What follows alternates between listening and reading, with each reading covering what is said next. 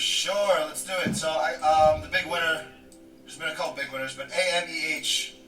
Make sure I got on the screen all right. All right. AMEH. I pretty much sold out of this one yesterday. I'll explain why.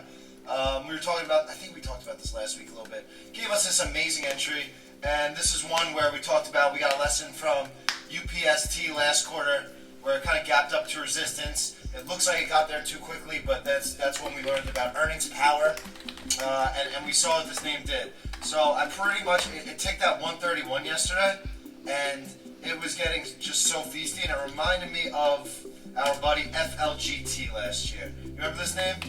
Yeah.